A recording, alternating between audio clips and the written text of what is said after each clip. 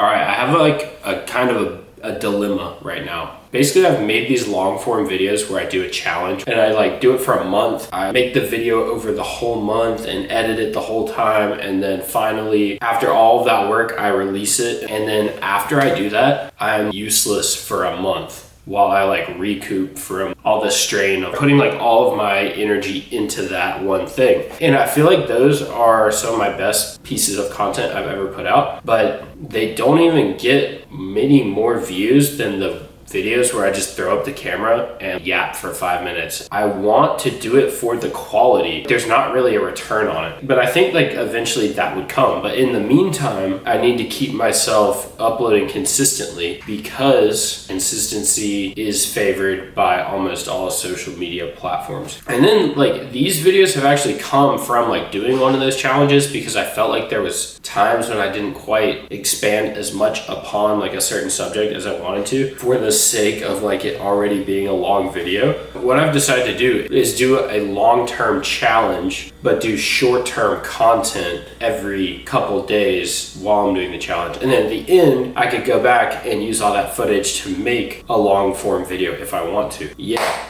All right, whiteboard time. I want to make a video about how a whiteboard has changed my life, but all I'm going to say right now is just like, if you don't have a whiteboard, go get a whiteboard and start writing everything that you need to do on it on the whiteboard. Then don't go to sleep until you've done all of it. The challenge is going to be the road to 10% body fat, and I'll explain why I'm doing this. Basically, it's going to be an in real time documentation of achieving 10% body fat, and it'll be like 1 to 3 videos a week, and it'll basically be kind of like the videos I've been doing, but like I can get really into the specifics of like one thing that I'm doing every time I upload. So if you wanted to replicate any of this, you could see like exactly what I'm doing on a day-to-day basis. But also it's only like one thing at a time, so it's not like a 30-minute video of like do this. It's like every day you could just add one thing in, you know what I mean? We're at day one right here, and it is the introduction and physique update. So we got to get a baseline physique. My gym has a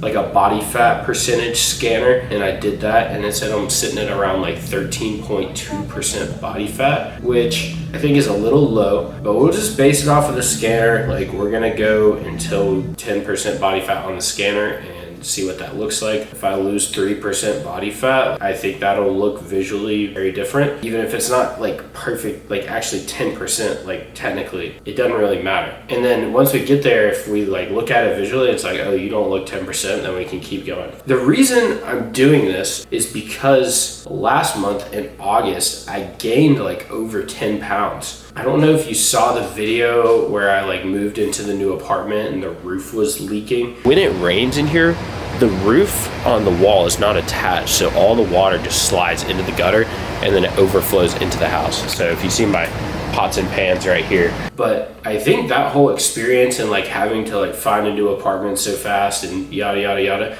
like just really spiked my cortisol significantly. And if you don't know what cortisol is, it's basically like your stress hormone. And something that cortisol does is make you store fat. If you are in a stressful situation, your body wants to hold on to more fat just in case. And this is one of those mindset things that I've been talking about where you always need to be like checking in on yourself. Looking back at July, I was at, I think, like peak physique of all time, and it was how I wanted to look. I was weighing 174 pounds, like dialed and shredded, and I felt like good, like I wasn't starving, like none of that. And then that whole experience happened, and it's like, ooh, like that, it's just like up 10 pounds. Additionally, I started taking creatine 2 weeks ago, so I've gone up another 5 pounds. So at the start of this challenge, I'm 190 pounds at about 13% body fat. I don't know what the water retention is like if that will go down over time, but we'll see. I've been taking a ton of creatine, like sometimes 20 grams a day. That's basically why I gained weight in August. But like I said, you always just check back in on yourself. I haven't like destroyed my body or anything. 10 pounds is nothing. So yeah, I went and got my body scan. Like I said, 13.2% body fat. I think it said I was 90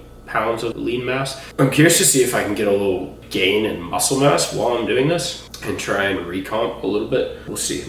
So the rules for the challenge are there's an indefinite timeline.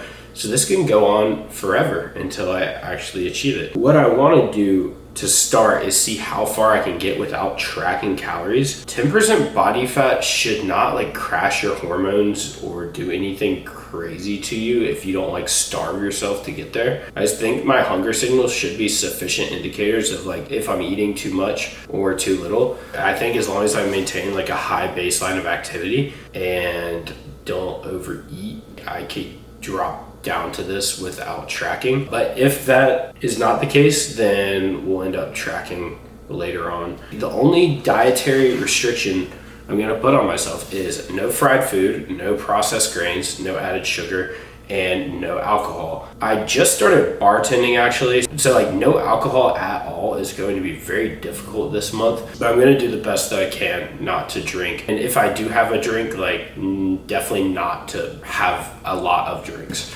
because that is one of the most detrimental things to your fat burning potential, because it hurts your sleep, that causes your cortisol to go up. Alcohol wrecks your metabolism. Like there's nothing good for you about alcohol. Plus, whenever you're drinking, like generally you eat badly, you're consuming sugar in the drinks, like it's not good. I'm doing the best that I can here, but I don't think it'll be perfect. All right, I think we're all clear on that. Today is September 4th. That'll be the official first day. I think by October we should have made a good bit of progress, but we'll see what happens. To see how the challenge pans out, make sure you subscribe to the channel, and yeah, I'll see you in the next one.